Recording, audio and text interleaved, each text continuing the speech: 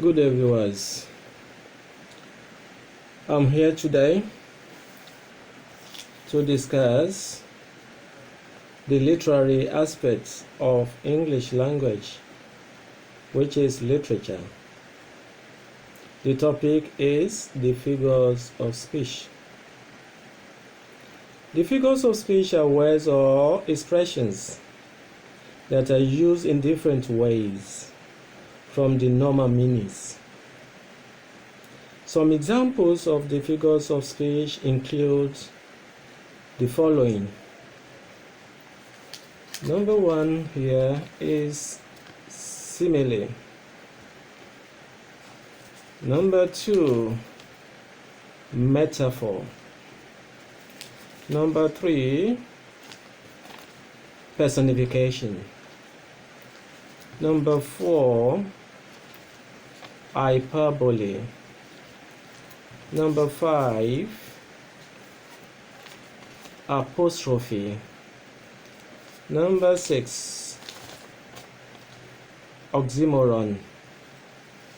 Number seven, antithesis. Number eight, litotes. Number nine, euphemism. Number 10, alliteration. Number 11, consonants. Number 12, assonance. Number 13, paradox. Number 14, onomatopoeia.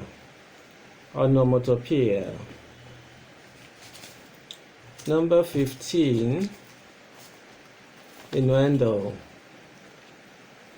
Number 16, irony. Number 17, metonymy. Number 18, pun. Number 19, synecdoche. Number 20, climax. Number 21, anticlimax. Let us start with the first one, which is simile. Simile compare two things of different kinds. One can be an animal, while the other one a human being, with the use of as and like. For example, the boy is as stubborn as a goat. The boy is as stubborn as a goat. The second example, the boy is like an antelope on the field. The boy is like an antelope on the field. Number 2 here, metaphor. This is a direct comparison. Here, you give the direct quality of one thing to the other. For example, the boy is a goat, meaning that the boy is stubborn. The girl is a pig, meaning that the girl is dirty. This is personification. Here, you give life to inanimate objects. That is, you give life to something that is not living. For example, when the wind was blowing, the trees bent their heads to let it pass. There are two examples of personification there. The first one is the bending of the heads of the trees as if they were human beings, and the second one is the passage of the wind. This one is hyperbole. Other names for hyperbole are exaggeration and overstatement. Here you discuss something beyond normalcy, beyond expectation. For example, I traveled to Lagos last week. I witnessed a fatal accident. The accident was so terrible. Many people died.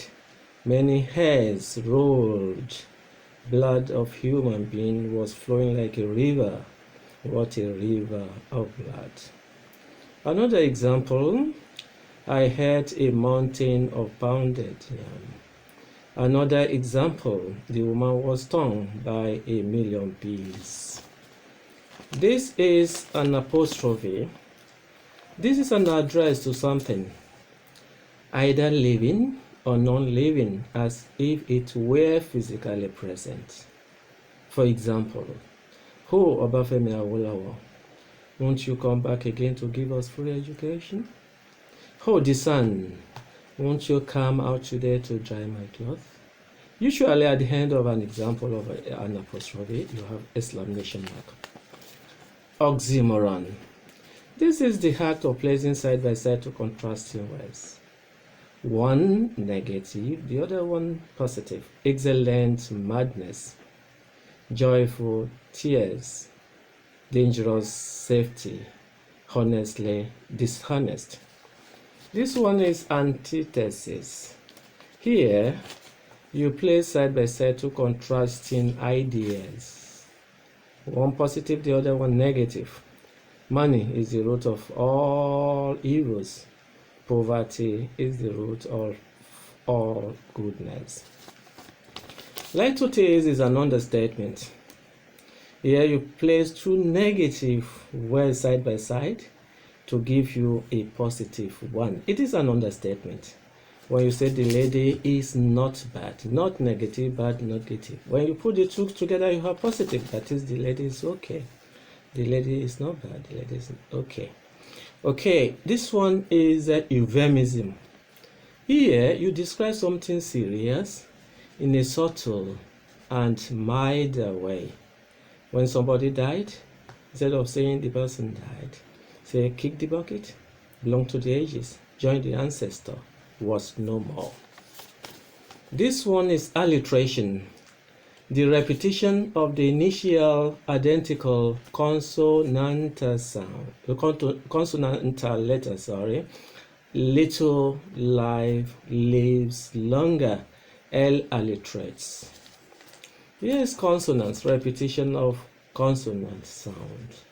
For example, you have kettle, little, bottle on the same line of a poem. Repetition of a consonant sound. Here is an assonance, repetition of vowel sounds. For example, the boy, boys is egg, always. The boy, boys is egg, always. Oi, oi, that is vowel sound. This one is paradox. A paradoxical statement is a type of statement that seems obscure. When you hear it, you don't want to believe it is true, but giving it a closer look, you discover that it is realistic. When you say a son is the father of a man, instead of saying that a man is the father of his son, we believe that when one is still young, you are tied to the apron of your parents. But as soon as you go older, your parents are growing older and older every day. But as time goes on, they rely on you. Then you as a son becomes the father of your father, while a daughter, a girl, becomes the mother of her mother. This one is onomatopoeia, the reflection of sound made by objects. For example, the mewing of the cat, the booming of the gun, the roaring of the lion, the hissing of the snake, and the tin-tin nabulation of the church bell. This one is innuendo. This is a statement of flattery. Here you make jest of somebody in a diplomatic manner.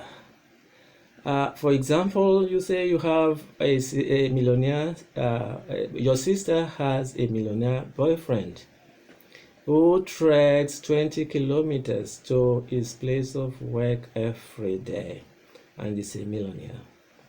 Okay, this one is irony. Irony is the act of saying the opposite. For example, the lady is so beautiful, that she is always avoided by every man.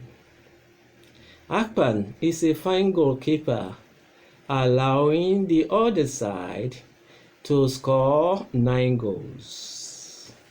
Metonymy here is the act of associating an object with the subject. For example, the crown goes for the king, the sword goes for the warrior, while the pen goes for the learned person. This one is pun, that is play upon word. For example, here, say, better be late than be delayed. My soul needs a mender of souls. Then another one, good, want to play upon good, is different from repetition. When you say it is good to be good because the essence of being good is good. It is a pity, Mr. Pity could not pity himself in a pitiable condition. Here, synecdoche. This one you are representing a part to represent a whole. My uncle has many mouths to feed, many people to take care of. Many hands are on the boy, meaning that the boy was beaten up by so many people. This one is climax. Arrangement of items in ascending order. That is degree of importance. For example, when the man died, left behind his purse, his bicycle, his houses, his children, and his wife. Degree of importance. Then anticlimax in the arrangement of items in descending order. When the man died, left behind his wives, children, houses, and others. That ends discussion on the figure of speech. Until another time when I come with more. Have a nice day. Bye bye.